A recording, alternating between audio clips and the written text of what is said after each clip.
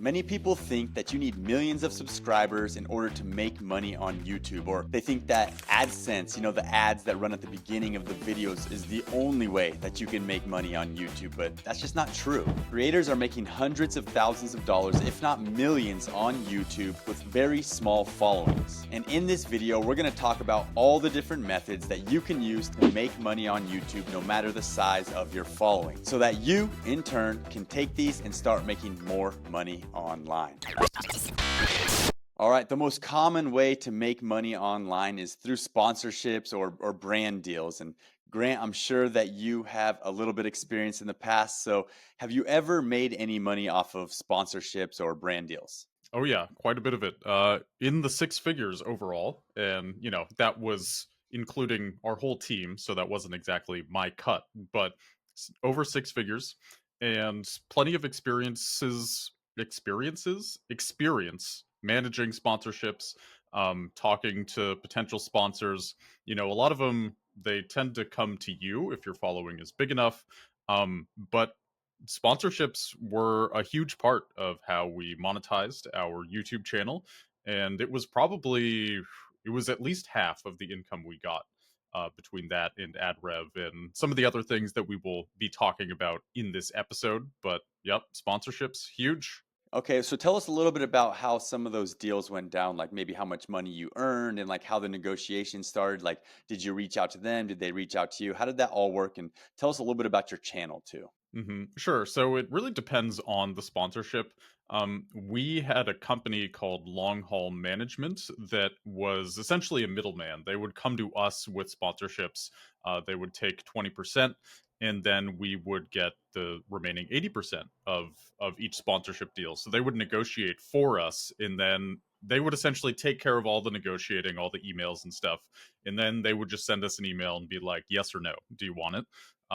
Whether it's Raid Shadow Legends or a VPN or something. It was always, they would take care of all the back end stuff essentially, and we would just have to say yes or no and then make the ad, and then they would get it approved. So that was one thing, is having a company find sponsorships for us, and then they would get a percentage. You never want to pay these companies up front. There was a lot of people who they got into MCN deals, multi-channel networks, where the network would take up to 30% of their monthly ad revenue, and then they would say, well, we'll get you sponsorships, don't worry, but you're on the hook for that 30% no matter what. But they don't have to give you sponsorships. So never don't pay them any money up front if you do have a company that is finding you sponsorships. Always make sure they're just getting a percentage of the deals that they bring to you. So that was one avenue that we were able to get sponsorships. I believe we met the founder of that company at a convention, and then we just it just went from there. It was pretty easy, and then there was some companies who would just reach out to us. They would just be like, hey, we're trying to sponsor this product, here's how much we're looking to pay. We would say yes or no or negotiate. Very rarely did we find people. I think Discord actually was the one sponsor where we found them. Someone on our team actually walked up to their booth at a convention and started talking, and then we were one of the first channels to get sponsored by Discord, which was awesome. Cool. That was back in like 2017. But yeah, for the most part, if your following is big enough, they will come to you. You can always just send emails to whatever company you want to sponsor you. There's nothing stopping you from doing that, but generally speaking, they will probably come to you. And as far as like the rates, like how much we would get paid, so this could be out of date, but I don't think so. But a good sponsorship rate for YouTube is $3,000 for every 100,000 views that the video gets. Now, obviously, you're predicting how much you expect this video to get. So based on the topic, the timing, your views in general on the channel, you can kind of make an estimate and then say, hey, we expect this video to get this many views, and this is our price based off of the $3,000 for every 100,000 views. And that's how we would negotiate prices. And generally that worked out very well. But yeah, $3,000 for Okay. every 100,000 views. That's kind of the magic number that we always worked with. But it really depends also. Like, I'd say the bigger you are, the easier it is to get numbers like that. If your channel is smaller, you might have to take kind of a smaller percentage of that. But yeah, generally, the bigger you are, the more companies are willing to pay you, or they'll just trust you that your videos might blow up. So they're willing to take a chance, so to speak, if you are large and in charge. So hopefully that answers the question. Yeah, just kind of using those numbers to negotiate was really big for us, and it worked out. Nice. Yeah, I think if you're listening to this and you have a channel and you're like, "Man, I just need to get a sponsorship." Like, first of all, make it possible for people to reach you, companies, maybe some sort of system, a Google form or just an email address sometimes so that people could reach out to you. But I know I see it all the time, like in Facebook groups and stuff. People are always asking, what should I charge the sponsors? So there you guys go. If you can get 100,000 video views on that video, then you're looking at about 3,000. It's funny you say 3,000 because on my basketball training channel, we had a couple sponsors, and one of them was for 3,000. It was Wilson Basketball. So maybe that's just like the magic number. And I know at VidChops, we've sponsored other YouTube videos, and I think we paid around $2,000 or $3,000 as well. So it's good to know that you can make thousands, on a pop. But can you tell me a little bit more about what did the ad look like? Like, let's talk about the Discord ad because that's like super interesting that Discord sponsored use. It's like such a popular thing nowadays. Like, what did that ad look like? Sure. So with that ad in particular, that was kind of an interesting situation. So this was again around 2017, 2016. This was right around when Discord first launched. Now they're a household name. But back then, they were just kind of a new app, and people didn't really know about them.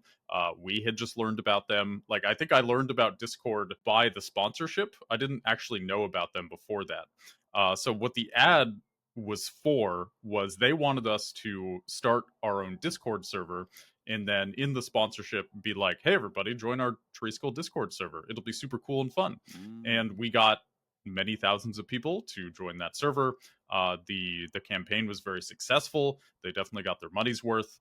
And it was overall very successful. So it was really just telling people to join our Discord server and then talking about what Discord is, what it isn't, and why you should totally download it and why you should totally join our community. So it was kind of similar to most sponsorships where you just kind of talk about the product and why you like it. But it had that extra layer of come join our Discord server. Cool.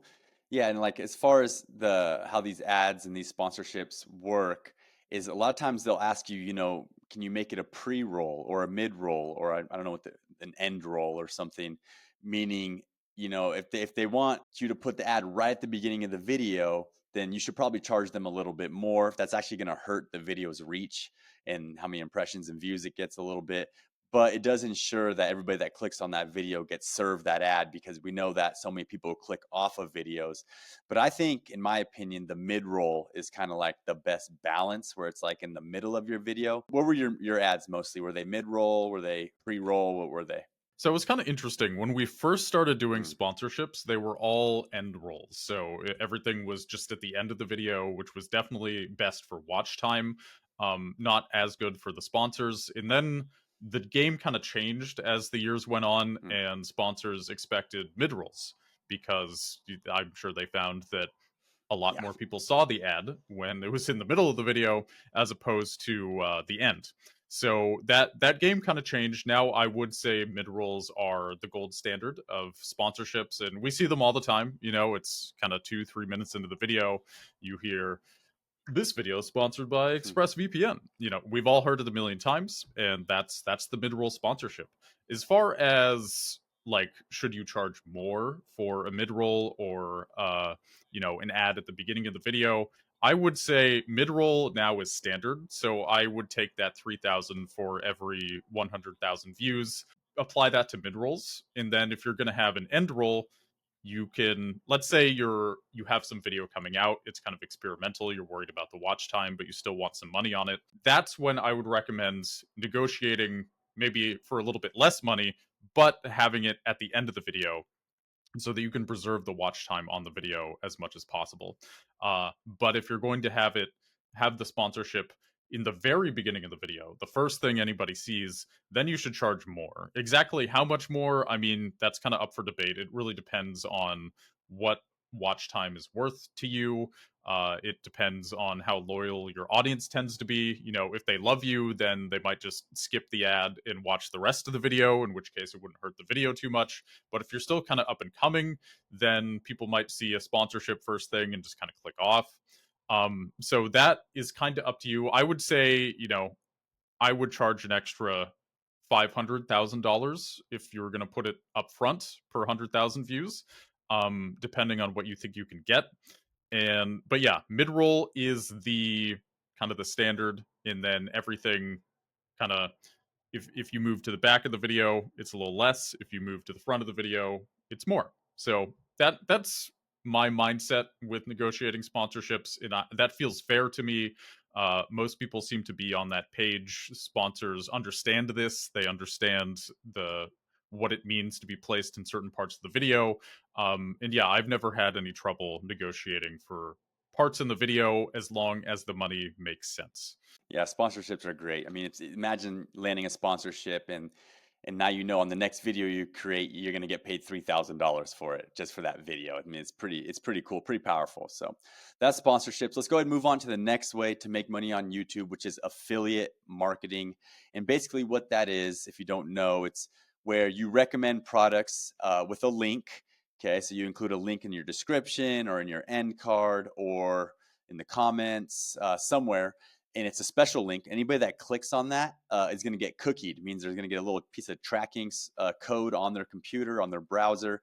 And if they purchase from that link anytime within 30 days, 60 days, 90 days, everyone has different durations for their cookies, you will get credited for that sale and you would earn a commission.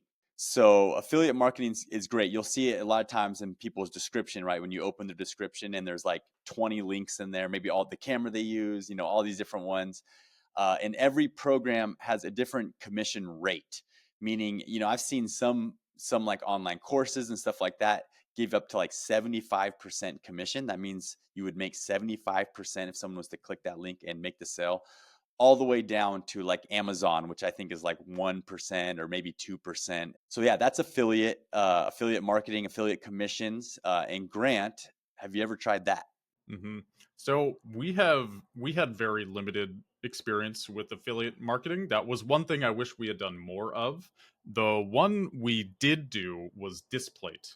So you may have heard of Displate. Displate is so they essentially make metal pictures, like metal posters, and they have magnets that you can stick on the wall and then put the poster on the magnet. And then you can, if you want to swap the posters around, you can just take it off, put it on another magnet, and it's pretty cool. Displate is a very popular site, especially in kind of the gaming anime sphere. And yeah, we made a decent amount of money off of that. It's, the nice thing about affiliate marketing is you can kind of just leave it. You just have a link in the description. You can kind of say briefly in the video, like, by the way, if you go to the link in the description and buy a display, it helps the channel. And then you can move on. Like, you don't have this long, drawn out sponsorship. It's not 60 to 90 seconds. It's not taking up your watch time. You can just kind of say it randomly in the video, and it doesn't necessarily interfere with things as much. Now, the disadvantage is you don't get paid up front, of course. It's not like if I post this video, then I automatically make several $1,000s. But you aren't sacrificing any watch time. It's something you can just kind of mention in your videos, and that is huge. And that essentially creates passive income, because even when you're making sponsorships, you still have to make the ad. Like, you have to write an ad. It has to feel like your brand. You have to edit the ad. You have to record the ad. You have to send it off and have them approve it. And sometimes they have changes. Whereas affiliate marketing, it's a lot more passive. Once you've set it up, you can kind of just as long as the link's in the description, just mention it in the video, and there you go. Like, you'll probably get some traffic to it. So I think affiliate marketing is lower risk, but I've seen some very high rewards. I mean, even some YouTubers I've interviewed for this podcast, the vast majority of their money comes from affiliate sponsorships, because it's just they end up having a relationship with the company, and they're, they end up getting a good rate because they work with this company for a long time, and the company trusts them, the company grows with them, and then, then you also don't have to keep negotiating for all these sponsorships. You don't have to make these ads. It's, again, more passive and less work for potentially a little less money, potentially more money. But either way, it's not upfront, but it is generally less work and it's less risky as far as watch time. So affiliate links are absolutely a way to go. I know Amazon is a really big program. Uh, the commissions tend to be pretty low. I think they're in like the single digits, but it's there. It's there. Well, the cool thing about Amazon is like if someone clicks your Amazon link to check out what camera you use, and then they end up buying a camera, and then they end up buying, I don't know, some lights, and they end up buying, a treadmill, you actually get commission for all that. So that is kind of the good part. But I think Amazon, because it is like 1 or 2%, it's really low percentage. A lot of people don't get rich off that one, especially because they're one-time purchases. But what people do get rich off of are recurring affiliate commissions, meaning if I recommend TubeBuddy or vidIQ, a lot of those have recurring commissions. So imagine getting like 50% commission on anybody that signs up to TubeBuddy, $50 a month, let's say. And the plan that I have is $50 a month. So you're getting $25 a month from that person every single month. And so there's like that compounding effect where, that person sticks around for a year, another person sticks around for 2 years, another person sticks around for, 6 months. And just over time, you can just build it up and build it up. As long as more people are signing up through your link than are actually going and canceling. And I've seen some pretty big checks come in after people have been on YouTube for, imagine doing that for 5 years and promoting that same one for recurring commission. It can add up. So that's a good one. And another good strategy is if somebody comes to and they want a sponsorship, you can also say, all right, it's going to be $3,000, and anybody that purchases through that link, I want an affiliate commission as well. So that's also kind of a little bit of a strategy to make a little bit more money. But yeah, with affiliate links, you don't want to go and just promote anything to your audience, right? You kind of want to protect your audience. So what most people are promoting are things they actually use and things that they actually appreciate and like and would recommend, So that's important when it comes to affiliate links. Totally, especially if it's a product that you use in your everyday life, and especially if you can organically just have it on screen, not even because you're trying to promote anything, but just because you use it.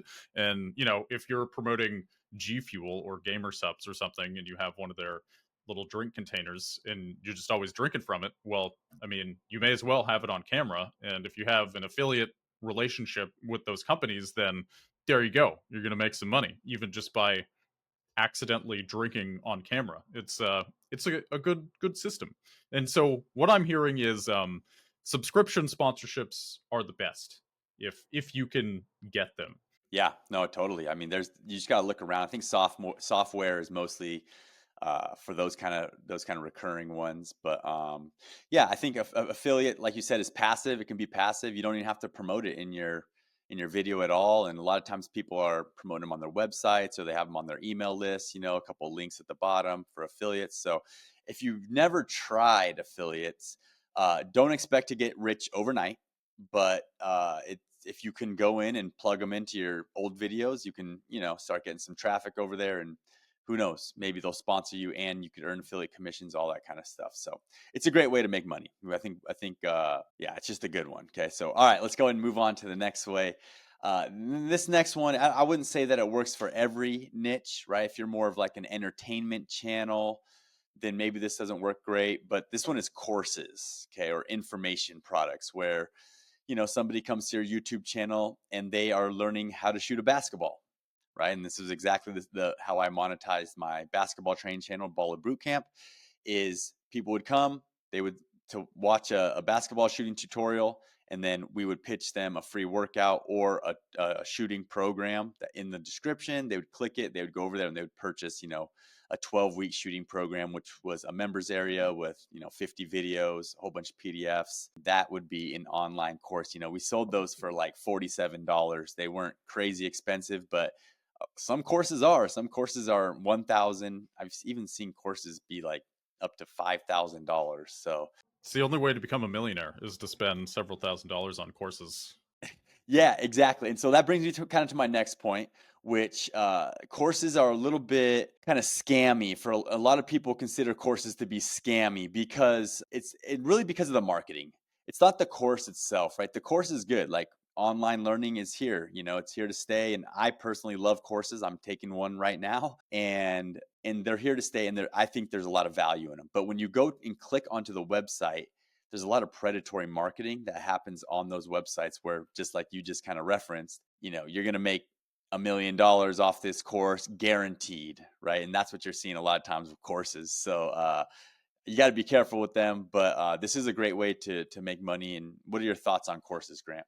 hmm So I think courses are a great idea as long as you feel like you're offering legitimate information. I know some clients I have offer courses or classes, probably a better word for it.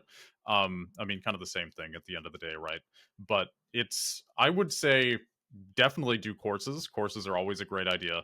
As long as you're delivering on what the marketing is promising, then why not? There's plenty of scammy courses out there, of course. I mean, there's I think we all remember Ninja's masterclass in streaming, and it was just a very half-assed attempt at putting something out there, and it was like $100 a month or something. Maybe it was a year. Either way, it was not cheap, and it wasn't very good. And the marketing was essentially promising like Ninja's gonna teach you to be exactly like him, and it was just very basic, uh, low level stuff that most people already knew. You could tell his head wasn't in it. So as long as you're not doing stuff like that, then yeah, do a course. Why not? Like share your information, put it behind a paywall, and just deliver on what you promise. That's it. That's it. Yeah, and a lot of times courses are kind of for like your super fans, right? Like they want more content from you. They don't want, they've watched all your YouTube videos, every single one of them, and they want more. So a course is a great way for you to kind of organize a bunch of steps that they wouldn't really be able to follow just kind of watching YouTube videos and stuff. But if you laid it out for them and you gave them, some action steps all through the way, then, they could have some success in whatever the course is about. So yeah, I do think courses are a great way to monetize on YouTube, but at this point, if you create a scammy one, you probably will get called out by CoffeeZilla. That's kind of like what he does, right? So yeah, courses are good. You're going to need to sign up for a membership portal or something to be able to deliver the courses to accept payment. But I do recommend courses as a way to just really help your super fans. I guess one example is a guy named Charlie Morgan. He makes $1 million a month. He only has 100,000 subscribers. Yeah, and he sells a lot of courses. And are they scammy or not? I don't know. I haven't taken any of them, but I just ran across that doing my research for this episode. So yeah, courses are great to kind of serve your super fans. The next one is that you can offer consulting or coaching, right? Personalized consulting, where it's not just a course, but if you pay this extra fee, you and I are going to hop on a Zoom call one on one. You're going to show me, all your problems that you're having, and I'm going to give you personalized consulting, coaching, feedback to help you fix those problems. And this is a great way. This is maybe not as great as courses as far as leveraging your time, right? Courses you can build it once, sell it a million times. Consulting you can't, but maybe a lot more value you can add in consulting. And I already know what you're going to say on this one, but what are your thoughts on consulting as a YouTuber? I love consulting. I do it all the time. It's a big source of revenue for me. I feel like I help a lot of people out. And as far as like what I do with consulting, so I help people optimize their YouTube channels. They'll often come to me, they're not getting the views they want, or they used to be getting good views and now they're not, and maybe I have to diagnose some issue. Maybe there was an algorithm change. There was one person I consulted for. He was getting, I think, like 5 million views a month, and Wow. then all of a sudden in March of this year, his views like halved over the course of a month, and he was posting the same amount. And ended up happening, and it took me like maybe an hour and a half of going through his analytics to figure out what happened. But there was a big algorithm change, and he was using a lot of AI to write his scripts, and he was using AI for voiceover. And there was a big crackdown on AI content in YouTube. And I just notified him, like, hey, March of 2024, there was this big algorithm change where if the algorithm detects AI in your video, you might get categorized as like AI junk content, essentially. And his stuff was not junk. But all this to say, I recommended maybe hire like a real voiceover person, make the scripts more customized, and he did these things, and the views went back up.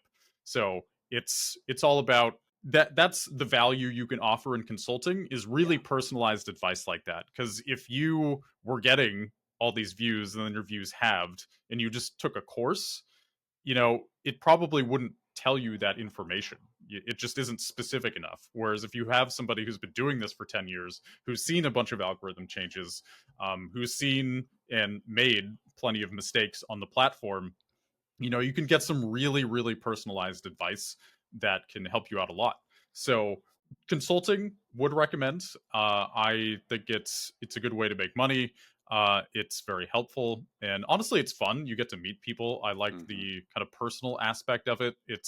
I spend a lot of time just in front of a screen by myself, and consulting, even though it's Zoom calls, it still feels more social. So I think consulting's great.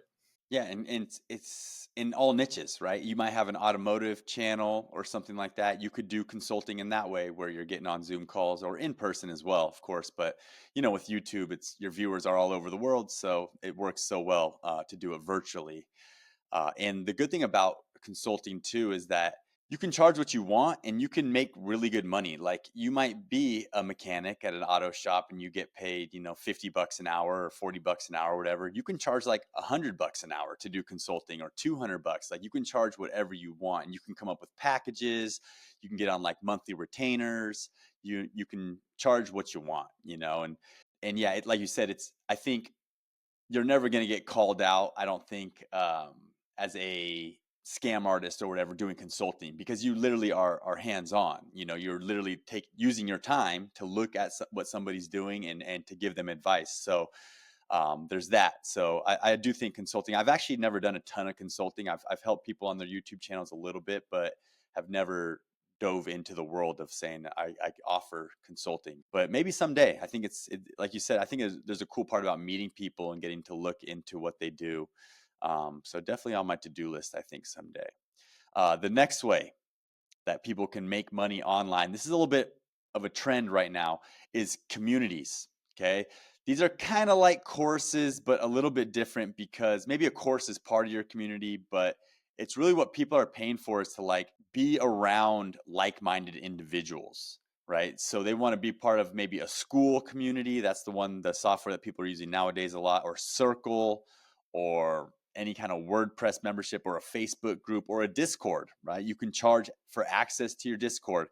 And the value that you're getting when you pay to join one of these communities is that you can jump in there and you can ask a question.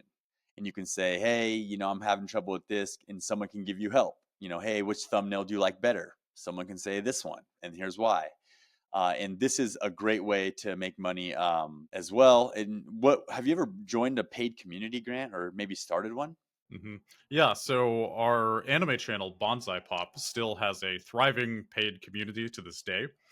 So Teresical, the video game channel where we got the Discord sponsorship and asked people to join our community, that was a free community. Whereas Bonsai Pop, the anime channel, you originally had to pay $1 to get in. Now it might be $3. I I now would recommend always having some kind of paywall to get into a community that you are building. And the reason for this is not necessarily about the money, though obviously that helps.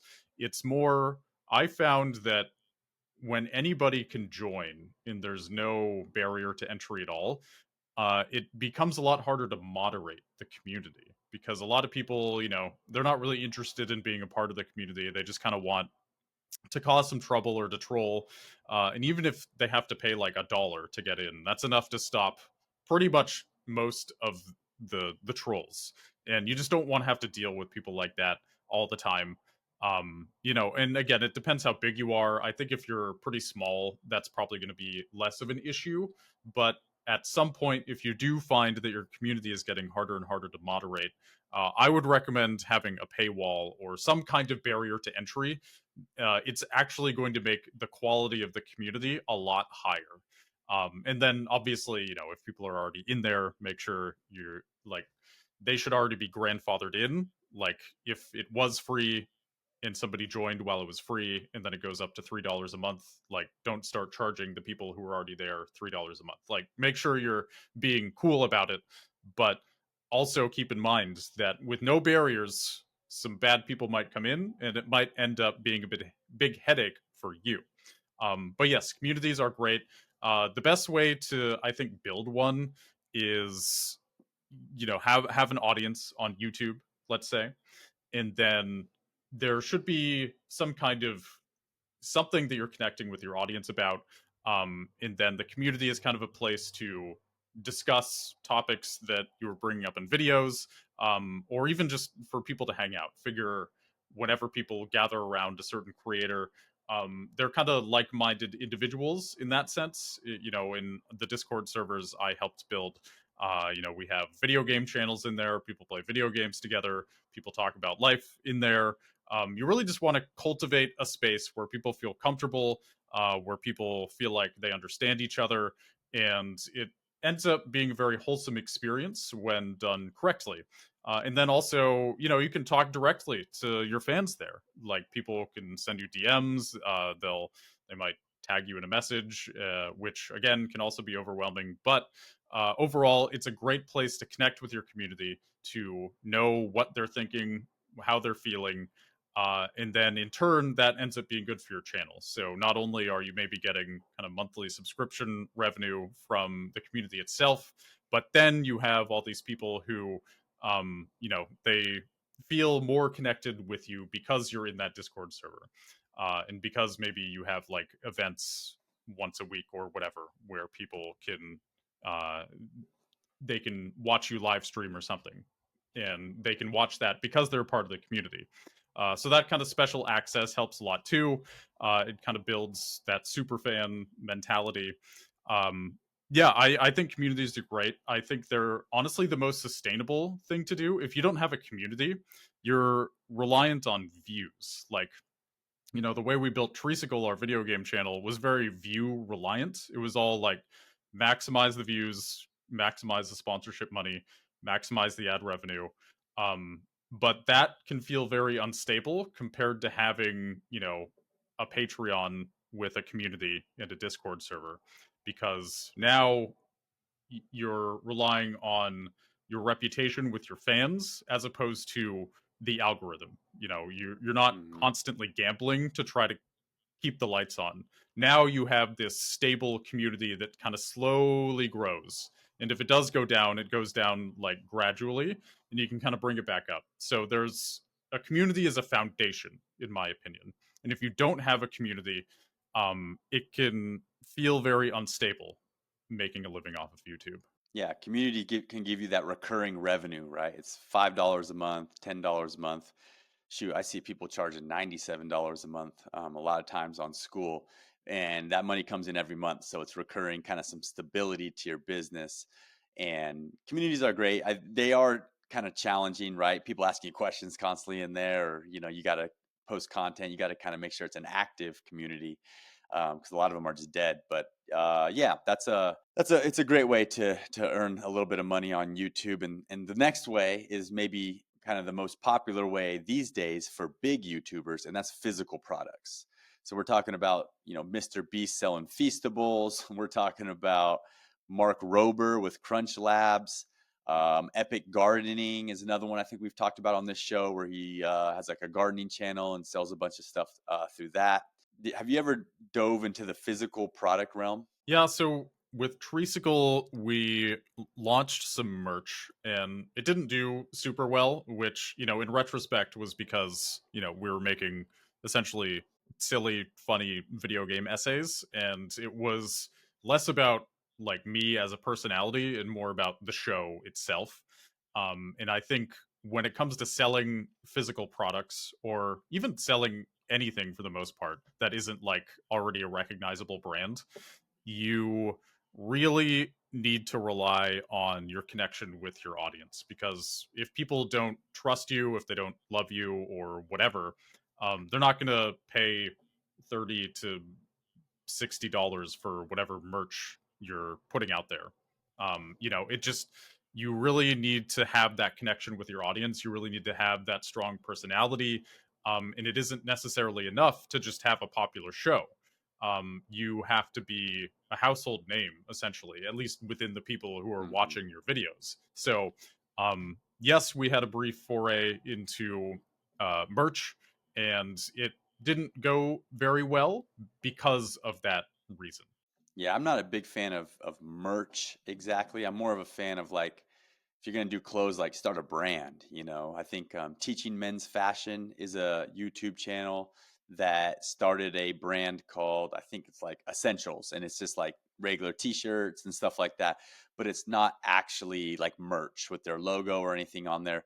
The good part about that is like you can sell that company eventually, and it's just it can become something, right? It might those shirts might end up at Walmart or at the Gap or whatever whatever those other places. I can't think of like where you buy shirts at, but yeah. So I think selling physical products is great. I've for the Baller Boot Camp, I did sell jump ropes, basketball heavy balls, which are like heavy basketballs that you can train with.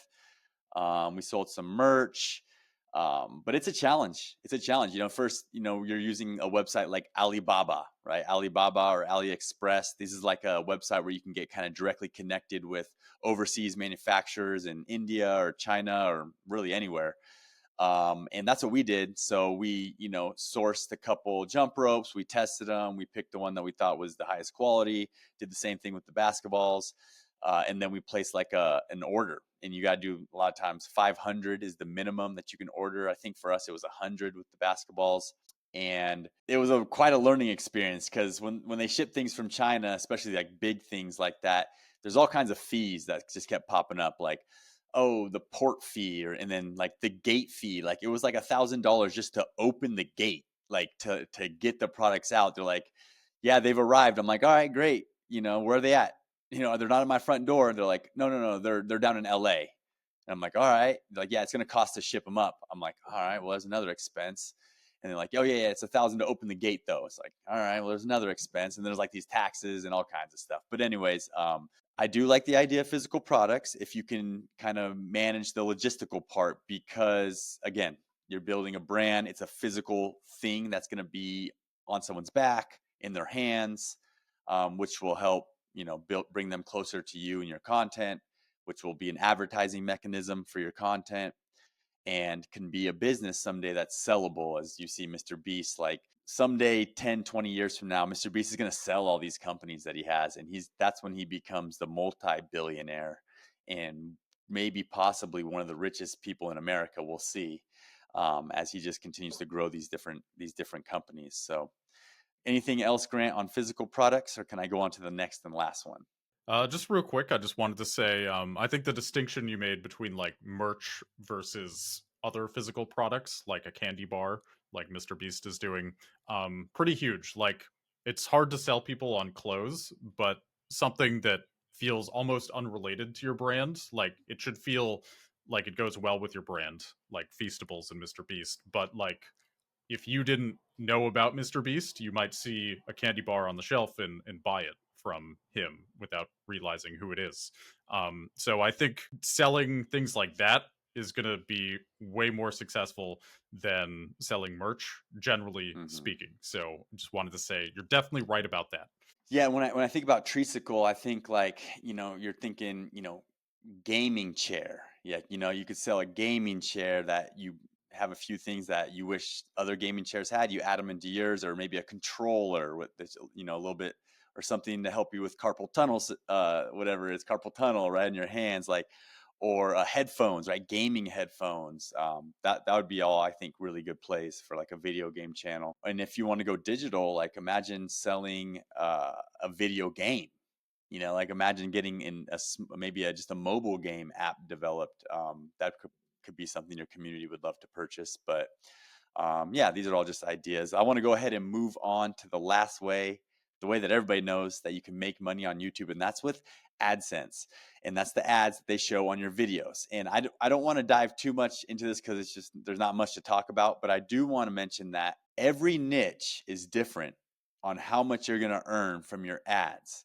So if you're like making content about, real estate or financial services and all that kind of stuff, how much you get paid per CPM, which is 1,000 impressions, 1,000 times an ad shows on your video, is going to be different than if you made a channel about basketball.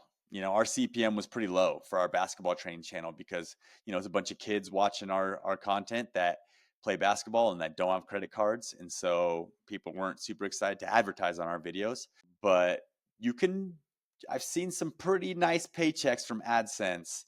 And I'll just mention the biggest one that I've ever seen was $550,000 in 1 month.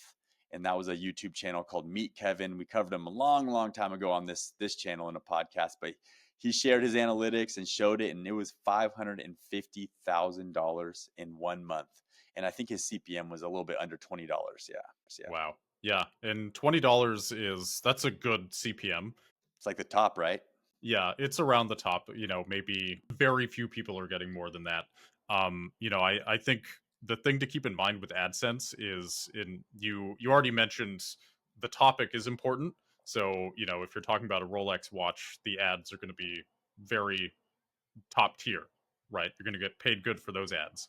But yeah, if you're covering something, you're just talking about pasta or something, like the ads aren't going to pay as well. That's how it works. And then another thing, and this is something I dealt with a lot, which was very difficult, especially since the adpocalypse on YouTube in 2017, is if you swear a lot in your videos, if your content isn't family friendly, your ad revenue will be significantly lower. So, the 20 CPM, we never saw anything close to that. It was about a third of that, actually. So before the adpocalypse, we were making about $10,000 a month off AdSense, and that was with 3 to 4 million views per month.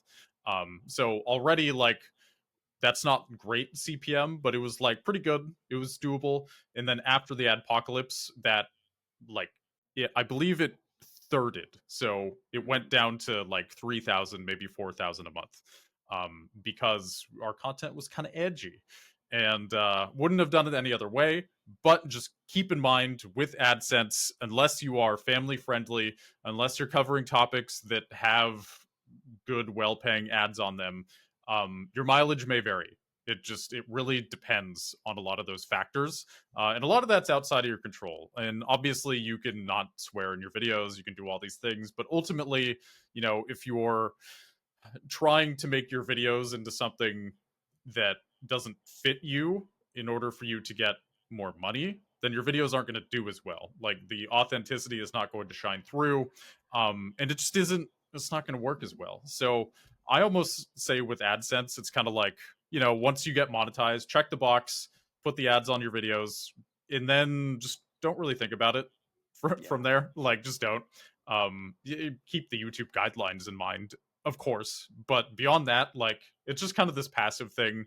It's another revenue source, but it's not something that you need to actively manage or anything, which is kind of nice. That is nice. Yeah, it's the cherry on top. It's automatic, it's passive, and it's what makes YouTube the best platform to create content on by far, is because they take care of their creators, in the AdSense program. And they were innovative in that way too, for sure, where most companies, I mean, I think TikTok still hasn't even figured out how to get their creators paid well. I mean, they did have some creator fund, which is like just ridiculous, where they're like, hey, we have $1,000 this month that we're giving to creators, and we're going to spread it out amongst 10 million creators. Everybody gets like 3 pennies. But yeah, long form YouTube content will pay you. Short form YouTube content will not. pay you that much, but you can Hmm. still earn. It's just the cherry on top, and you got to have 1,000 subscribers. I think 40 hours of watch time or 400 hours of watch time. I think it's 40. I can't remember. My brain doesn't work like that. It's 4,000 4,000 hours hours of of watch watch time. time. Okay. Yeah. And that's that partner program. So, all right, you guys, I hope you guys learned something in today's episode. I mean, I can't think of any other ways to make money. I think we covered them all, Grant. So if you guys like this video, make sure to hit subscribe, and we will see you guys in the next video.